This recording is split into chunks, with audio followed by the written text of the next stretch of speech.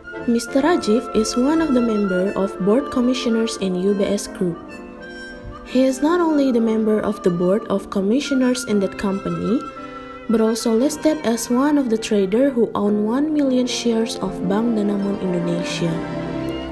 The story began in 2012 when Mr. Rajiv got information from the internal parties of Bank Danamon Indonesia and UBS Group Holdings Ltd about their plan to acquire side with each others. In the scope of stock trading, according to Law Number 8, Year 1995, Verse 95 and 96 about capital market, it is stated that someone who holds important positions in a company, in this case Mr. Rajiv as a board of commissioners, cannot conduct an illegal transactions based on the internal information from the internal parties, or what also popular with insider trading phenomenon.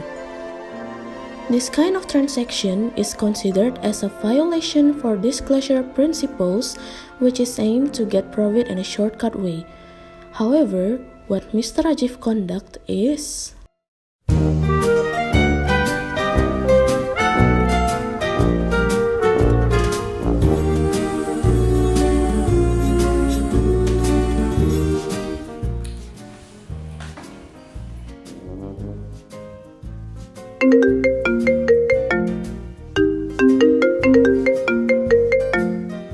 Hello boss, long time no see. How are you? Oh, hi, I'm fine, thank you. So, what is it? Why did you call me suddenly? Nothing boss. I just need your help for a moment. Can I? Okay, so what kind of help that you need? Is it related to the share? Do you want to buy in some? You know me too well, right? Just heard about the issue about Bank Danamon and UBS Group will do an acquisition. Based on my analysis, in the future, their share price will be very high. So before it becomes expensive, I want you to buy 1 million shares for me. Wait. There is something wrong here. Do you know that that kind of transaction is illegal, right? Like you, who has important position in your company, would definitely have those access to information about your company financial condition to do trading like this. So how can I help you? And also it will be not granted if you do trading with your own bank account, since your own bank account that you use for trading is your own name.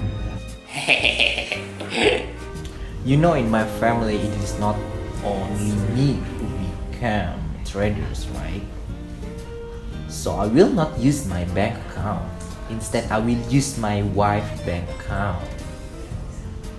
Well, I don't know that you can be that foxy. Okay, if you want to be like that, I can make it for you. Okay, bro. I know I can trust you, so thank you so much.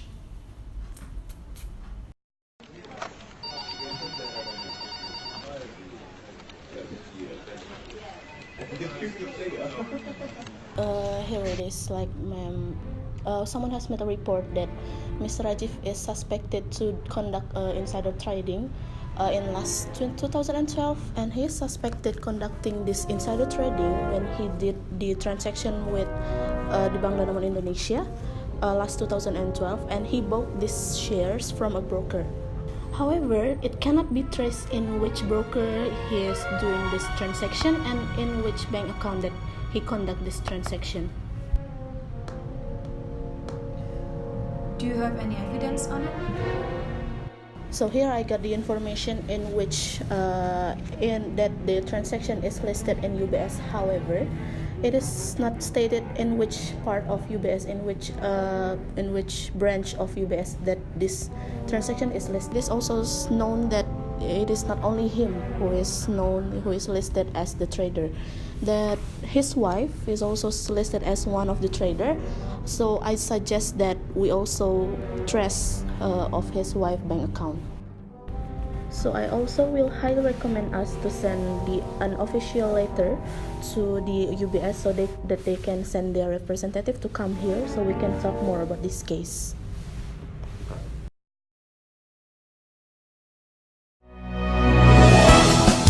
Okay guys, so this is what happened in Bank Danamon Indonesia in last 2015. One of the ex-board commissioner in UBS Group suspected bought 1 million shares of Bank Danamon Indonesia after getting information about Bank Danamon and UBS Group Holdings plan on acquisition. BAE has investigated all of the document, and it's true that he is conducting the insider trading based on the internal information from the company. And the bank account that he used is behalf of his wife's name. This has made him take the advantages of getting profit up until 100,000 and 73,965 Singaporean dollar right after UBS announced their plan to acquisition with each other. There are several reasons of why insider trading is considered as an illegal trading in a capital market. Number 1. It violates Law Number 8 year 1995, verse 95 and 96 about capital market. It is stated that someone who holds an important position in a company cannot buy shares based on the internal information for their personal interest. Number 2.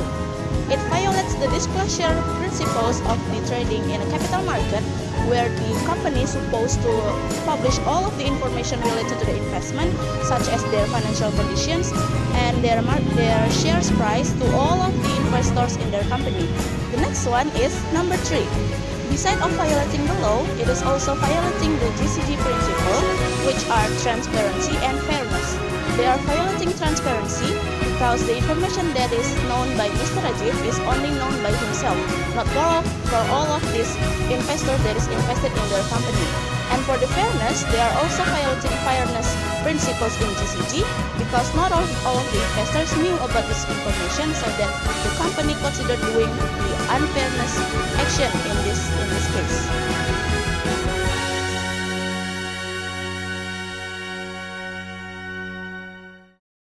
First, investigate to the parties who are suspected for doing insider trading. Number 2. Strict the rules that regulates the penalty for conducting insider trading. Third, release a new regulation that can be guidance for any economical agents. And finally, in the fourth, give more socializations to the employees and more internal passing about the illegal actions of conducting an insider trading in a company. Thank you for watching our video. Hopefully, this video can be one of the media for us to learn more about the insider trading. Don't forget to like, comment, and subscribe on the button below. Wassalamualaikum warahmatullahi wabarakatuh.